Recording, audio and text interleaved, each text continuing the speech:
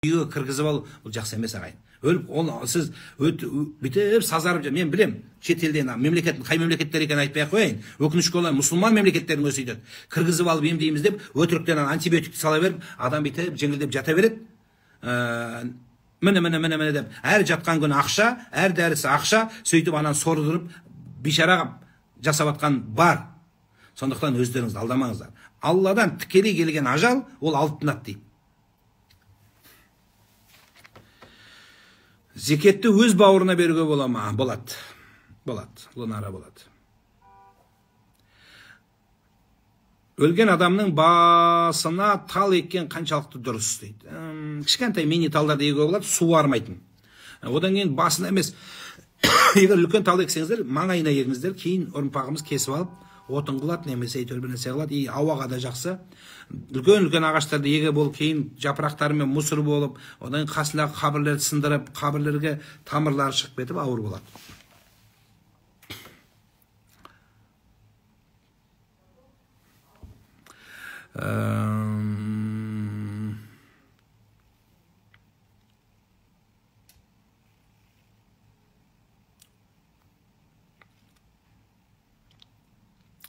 Меккеге барғандар арабтарды байытып жатыр деп, одан да дұғаны үйде отырып жасау керек дейді.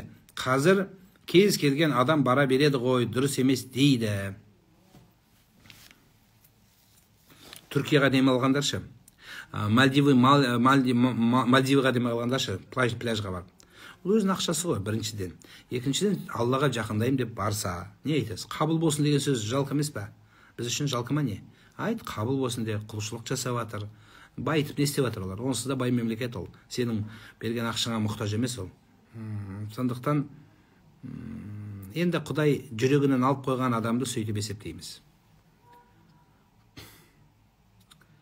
Көке, осы оразада орамалға келем деп ниет етіп едім дейді. Бірақ жағажамның қарсылықтар қатты болып жатыр. Қандай кеңес бересіз дейді. Айнұр. Неге сіз оразаға келемді? Оразаға аман сен жетесін деген гарантия бар ма? Неге бүгін келмейсің? Келетін адам алдын ала мақсат қоймайды жаным. 2030-да келем деп. Ол қате сөз. Бірақ ниетің өзі жақсы, айналайын десе де, сіз не, орамал тағайын десең не, сізді құтты болсын деп айтады деп есептейсіз бе не? Жоқ. Ватавасау бил хақ. Дыққа келсең, ватавасау бис сабр дейді Алла Құранда. Сізге сәлем айтқан. Саған құтты болсын, ой, дұрыс болсын, демейді, секта дейді сені. Оңбаған дейді. Атаң бұндай болмайды деді. Атаң жалаңаш жүрген дейді. Мамаң жалаң бұт жүрген деп айтады. Сен де сондай жүр дейді. Сіз оған жамандық жасап атқан жоқсың. Қиянат жасап атқан жоқсың. Өзіңмен өзің тұзалыққа келіп атсың, сөйтіп айтады. Сіз шетінеп шешініп жүрсең, молодец, мода дейді. Бірақ бірінші орамалға келудің ең бірінші баспалдағы анау аккаунттағы суреттерді алып таста. Шашың ашып тұрған суреттерді көрген, бүйтіп үлкейіп көрінеді. Соны безвозвратно архивке де қойма. Түгел бәрін удалить етіп тастасаң сол өмірді, сонда орамалға жеңіл келесің. Айтпаса ана шашың ашылған суреттерді көре бересің де, ана сол сурет әдемі болып көрінеді. Қазіргі бүйтіп суретіңнен гөрі орамал таққан, орамал тақпаған суретің әдемі көрінеді. Содан бүйтіп анашка болам ба дейсің да, соны келе алмайсың. Ол қинала береді. Содан мыналардың да сөзі миыңды жейді. Ораза ұстауға хочу дейді, но қорқамын дейді. Күшті?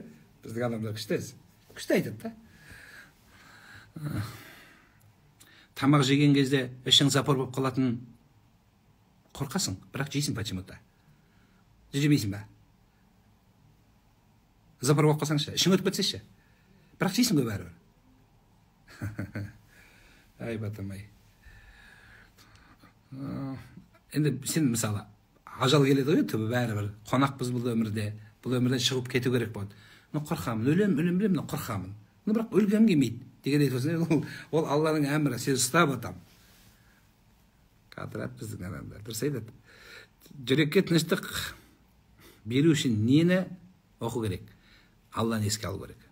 Алланы еске алу жүректі тыныштандырады дейді жан. Қайырлы күн аға дейді, арақ ішпеу үшін не айтуға болады дейді. Ішпеймін де. Адамға ма? Алладан қорқ. Енді айтқан емес, дұға қылу керек ең бірінші адам, Алладан сұрау керек. Көзін ғана ашық қалдырып, оранған дұрыс емес ол. Дұрыс емес ол. Қап қарағып ойрану, бетінен жабу, ол біздің салтымыз емес, дәстүріміз емес, ол бізге келмейтін дүние.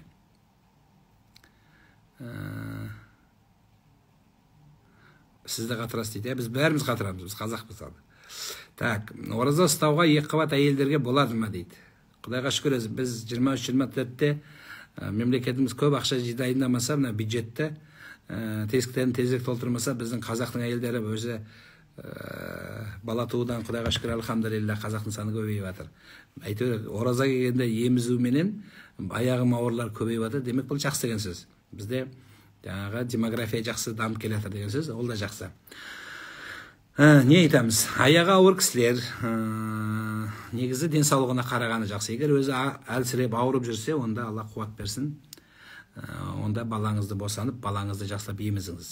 Ал егер аяғың ауыр болса да құтырып, бәрімен жылысып, мойын қақшаң етіп, сөйтіп құтырып тұрсаң, онда ұстай бер жан. Енеңмен жылысып, қайнапаларымен жағаласып берсең, онда ораза ұстай бер, хоть успокойся, құлағымыз тынышталады. Сенен бір ай тынышталамыз. Сондықтан осындай. Емізулі болып тұрып, мынаяғынан емізіп алып, мынаяғымен біреумен жылысып жатсаң, осы ораза ұсташы, хоть бір ай құлағымыз тыныш болады, ешкіммен ұрыспайсың.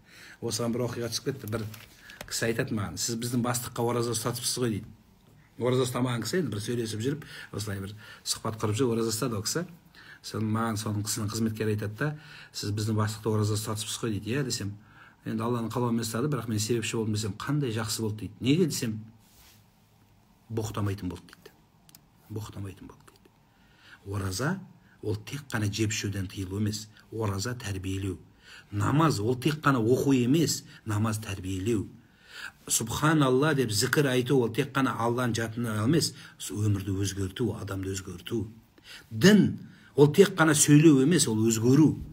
Өмірді жақсылыққа бұру, ағайыншыл болу, ұлт жанды болу, елді жақсылыққа алып келу, өзін тәрбиелеу, оған басқаға пайдалы болу. Діннің де мағынасы сол.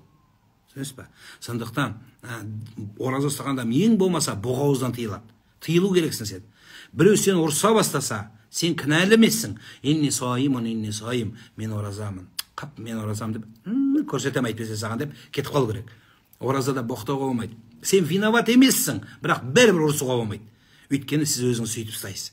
Оразаның негізгі мақсаты сол.